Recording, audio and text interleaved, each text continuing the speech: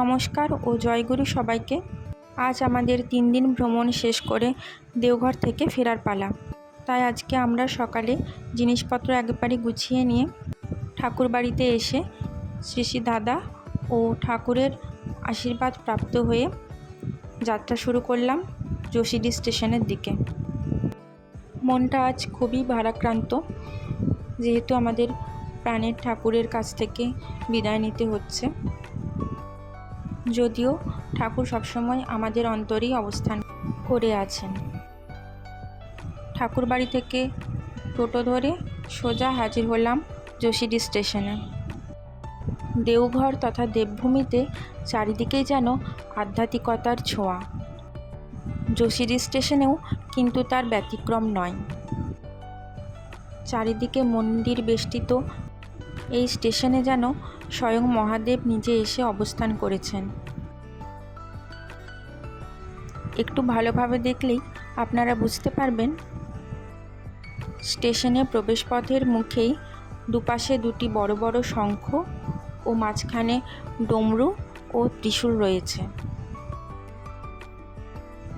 মহাদেব যেন স্বয়ং এখানে বিরাজমান। আমি এই ধরনের স্টেশন আগে কখনো দেখিনি। আমাদের ট্রেন ছিল সকাল 10:41 বন্দে ভারত এক্সপ্রেস। ট্রেন যথারীতি নির্ধারিত সময়েই পৌঁছে গেল স্টেশনে। বিশ্বাস করুন, এতদিনের কাটানো সুন্দর সুন্দর স্মৃতি ও প্রকৃতির সৌন্দর্য এইগুলো ছেড়ে আর আমাদের প্রাণের থেকেও প্রিয় ঠাকুরকে ছেড়ে যেন ওখান থেকে আসতে মনই চাইছিল না। কিন্তু কি করব, কাজে না ফিরে যাওয়ার উপায়ই নেই।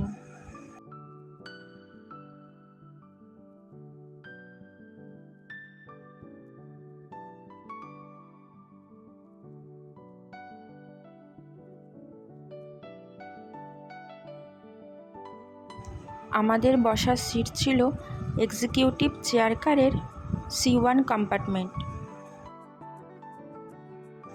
প্রায় প্রত্যেকটা এক্সপ্রেস ট্রেনে চেয়ার কার থাকে, আর এই বন্দে ভারত এক্সপ্রেসে স্পেশাল রয়েছে এক্সিকিউটিভ চেয়ার কার। এখানে বসার সিটগুলো একটুকু বেশি স্পেসিয়াস হয়, মানে একটু বড় বড় হয়। চলুন তাহলে ট্রেনে উঠে বাকিটা বলা যাক। ট্রেন আমাদের ছেড়ে দিয়েছে। ছোট বড় মন্দির দর্শন করে আমরা এগিয়ে চললাম আমাদের গন্তব্যস্থল হাওড়া স্টেশনের উদ্দেশ্যে।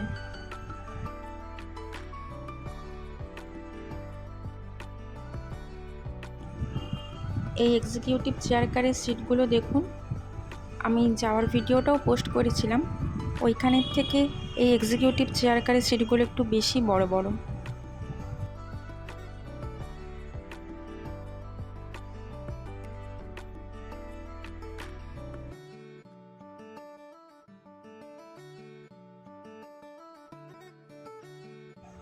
এই ঝাড়খণ্ড, পুরুলিয়া ও মানভূম অঞ্চলের বিশেষ করে বসন্তে পলাশের সৌন্দর্য বেশি দৃষ্টি আকর্ষক আর অতুলনীয় ও অনবদ্যও বটে। শিমুল ও পলাশের সৌন্দর্য এই অঞ্চলে আসলে সবথেকে বেশি উপভোগ করা যায়।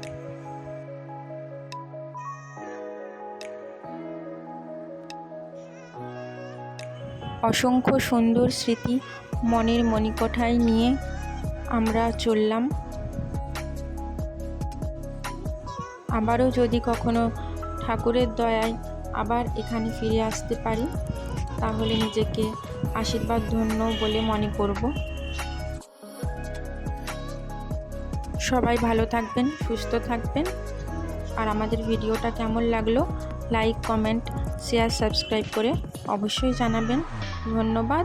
জয় গুরু।